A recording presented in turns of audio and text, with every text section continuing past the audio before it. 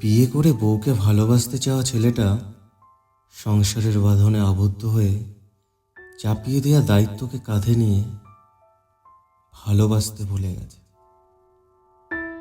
ভুলে গেছে আঙুলে আঙুল মিশিয়ে কিছুটা পথ হাঁটতে ভুলে গেছে।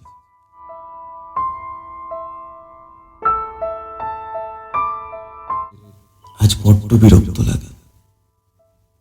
বউ সকালে চা করে দেয়, আজ সেটাও বড্ড তেতো লাগে। তার উপর পায়ের উপর পা তুলে বসে থাকা ছেলেটির আজ যে পায়ের চটি ক্ষয় হয়ে যায়, তার খবর কেউ রাখে না।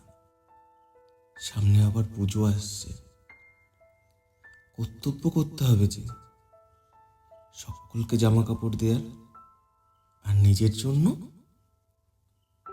ও ভাই আছে তো বিয়েতে পাওয়া একটা ছিটের জামা আর জুতো, লাগবে না থাক। কোথাও তো যাওয়ার হয় না,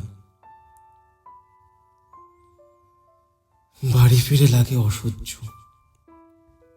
দেখ বাবু, তোর বউ আর কবে বলতো তোরা 2 থেকে 3 হবি? মায়ের এই কথাগুলো আর নিতে পারা না। এভাবেই মাসের শেষটা চলে আসে, হাত টানাটানি। আরো যে 4-5টা দিন বাকি মাইনে পেতে, কিভাবে চলবে? না মা বোঝে, না বউ বোঝে, না নিজেকে বোঝাতে পারে। বাইরে খুব বৃষ্টি হচ্ছে, এই মাসে মাইনে পেয়ে একটা ছাতা কিনতে হবে।